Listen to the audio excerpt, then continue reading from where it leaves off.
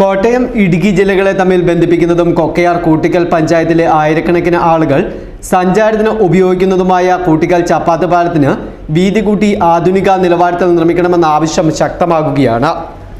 പതിറ്റാണ്ടിലധികം പഴക്കമുള്ള നാരകമ്പുഴ ചപ്പാത്ത് പാലം കാലപ്പഴക്കത്താൽ കേടുപാട് സംഭവിച്ചിട്ടുണ്ട്. പാലത്തിന്റെ കോൺക്രീറ്റ് കമ്പികൾ കാലപ്പഴക്കത്താൽ തുരുമ്പെടുത്ത കോൺക്രീറ്റിൽ നിന്ന് വിട്ടുനിൽക്കുകയാണ്. പാലത്തിന്റെ സംരക്ഷണ ഭിത്തിയിലെ കരിങ്കല്ലുകൾ അടർന്ന അവസ്ഥയിലുമാണ്. പ്രളയത്തിൽ മേഖലയിൽ ചെറുതും വലുതുമായ നിരവധി പാലങ്ങൾ തകർന്നപ്പോഴും ചപ്പാത്ത് പാലത്തിന്റെ കൈവരികൾ തകർന്നിരുന്നു.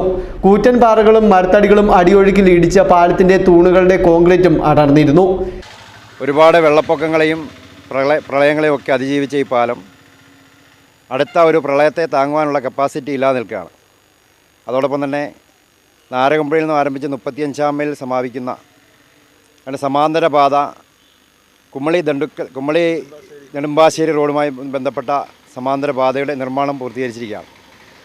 ഈ റോഡ് ആധുനിക രീതിയിൽ പൂർത്തീകരിച്ച ഈ റോഡിലേക്ക് ഇപ്പോൾ വാഹനങ്ങളുടെ തിരക്ക് ഏറുകയാണ്.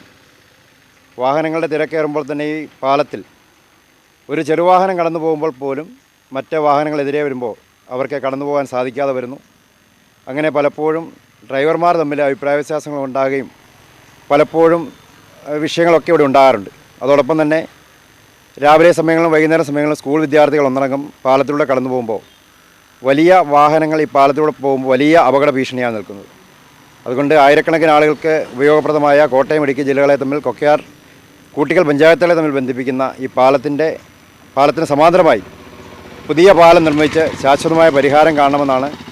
ദേശീയപാത 183 ബന്ധിപ്പിക്കുന്ന കൊക്കയാർ ബോയ്സ് 35 മൈൽ എത്തിച്ചേരുന്ന റോഡ് വീതി കൂട്ടി ആധുനിക നിലവാരത്തിലുള്ള ടാറിംഗ് ജോലികൾ പൂർത്തീകരിച്ചതോടെ കൊച്ചി നെടുമ്പാശ്ശേരി എയർപോർട്ടിലേക്ക് ഉൾപ്പെടെയുള്ള ദീർഘദൂര യാത്രക്കാർ ചപ്പാത്ത് പാലം വഴിയാണ് സഞ്ചരിക്കുവാൻ തിരഞ്ഞെടുക്കുന്നത്. ഇതോടെ റോഡിൽ വാഹന തിരക്കുമേറി.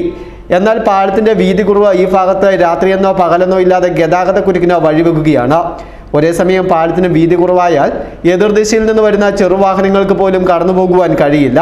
ഇത് പലപ്പോഴും വാഹന ഡ്രൈവർമാർ തമ്മിൽ വാക്കേറ്റത്തിനും ഇടയാക്കുന്നുണ്ട്. നമ്മുടെ ഈ പാലത്തിന് ഏകദേശം 55 വർഷം പഴക്കമുള്ളതായിരുന്നു. അന്ന് വണ്ടികൾ കുറവായിരുന്നു. അന്ന് ഇവിടെ എസ്റ്റേറ്റ് ആയിരുന്നു. ഒരു ഒറ്റ വണ്ടിയോ 2 വണ്ടിയോ ഓടിക്കൊണ്ടിരുന്ന സ്ഥലത്ത് ഇപ്പോൾ ആയിരക്കണക്കിന് വണ്ടികളാണ് ഓടുന്നത്. ഇപ്പോൾ ഗൂഗിൾ മാപ്പ് നോക്കി വരുന്നവർ, നമ്മൾ കൊച്ചിയിൽ നിന്ന് വരുന്നവർ അല്ലെങ്കിൽ പേട്ടയിൽ നിന്ന് വരുന്നവരൊക്കെ നമുക്ക് ഇപ്പോൾ തേക്കടിക്കൊക്കെ പോകാൻ വേണ്ടി ഈ റോഡാണ് യൂസ് ചെയ്യുന്നത്. രാത്രി 12 മണിക്ക് 1 മണിക്ക് നേരം വെളുക്കുന്നിടം വരെ ഇടതടവില്ലാതെ വണ്ടികൾ ഓടിക്കൊണ്ടിരിക്കുകയാണ്.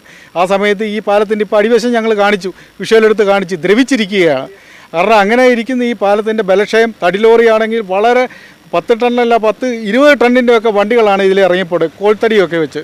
അപ്പോൾ അങ്ങനെയാകുമ്പോൾ ഈ പാലം എത്രയും പെട്ടെന്ന് പണിത് സമാന്തരമായിട്ടൊരു പാലം പണിത് ഈ അപകട ഭീഷണി മാറ്റി ജനങ്ങൾക്ക് സുരക്ഷിതം ഉണ്ടാക്കണമെന്നാണ് ഞങ്ങൾ പ്രിയദർശിനി ഗ്രൂപ്പ് ആവശ്യപ്പെടുന്നത്. മാത്രവുമല്ല, സ്കൂൾ സമയങ്ങളിലും മറ്റും കാൽനടയാത്രക്കാർക്ക് ബുദ്ധിമുട്ട് ഉണ്ടാക്കുകയും അപകടങ്ങൾക്ക് കാരണമാക്കുകയും ചെയ്യും. വീതി കൂട്ടി പുതിയ പാലം നിർമ്മിച്ച് പൊതുജനങ്ങളുടെ ആശങ്കയ്ക്ക് പരിഹാരം കാണണമെന്ന് പ്രിയദർശിനി ഗ്രൂപ്പ് യോഗം പ്രമേയത്തിലൂടെ ആവശ്യപ്പെട്ടു. യോഗത്തിൽ അയൂബ് ഖാൻ കട്ടക്കൽ അധ്യക്ഷത വഹിച്ചു. ഫരീദ് ഖാൻ കരുത്തോലി വീട് ഉദ്ഘാടനം ചെയ്തു. തൗഫീഖ് കല്ലുപരിക്കൽ പ്രമേയം അവതരിപ്പിച്ചു.